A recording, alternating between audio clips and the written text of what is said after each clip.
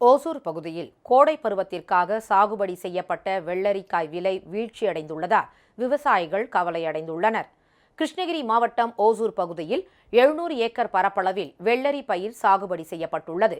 கோடைக்காலம் என்பதால் வெள்ளரிக்கு நல்ல விலை கிடைக்கும் என விவசாயிகள் எதிர்பார்த்திருந்தனர்.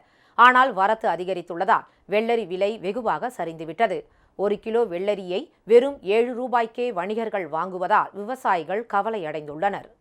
வெளியூர்லேருந்து காய் வருதான்ட்டு கம்மியாக இருக்குதான்னு சொல்கிறாங்க. வெயில் காலத்தில் ஏறுதான்ட்டு போட்டிங்க ரேட்டு. நாங்கள் கூலி ஆளுங்களுக்கு கொடுக்கறதுக்கே ரொம்ப கஷ்டப்பட்டு பறிச்சுட்டு இருக்கோம் காய். கொஞ்சம் ஏதாவது ரேட்டு கிடைக்கிற மாதிரி கொஞ்சம் பார்த்து போட்டு கொடுங்க சார். இதேபோன்று திருப்பூர் மாவட்டம் தாராபுரம் பகுதியில் தர்பூசணி விளைவித்த விவசாயிகளும் போதிய விலை கிடைக்காமல் பெரும் இழப்பை சந்தித்துள்ளனர். தர்பூசணியில் செயற்கை சாயம் கலக்கப்படுவதாக பரவிய வதந்தியே இதற்கு காரணம் என கூறிய விவசாயிகள் சாகுபடியில் ஏற்பட்டுள்ள இழப்புகளுக்கு தமிழக அரசு உரிய நிவாரணம் வழங்க வேண்டும் என கோரிக்கை விடுத்தனர்.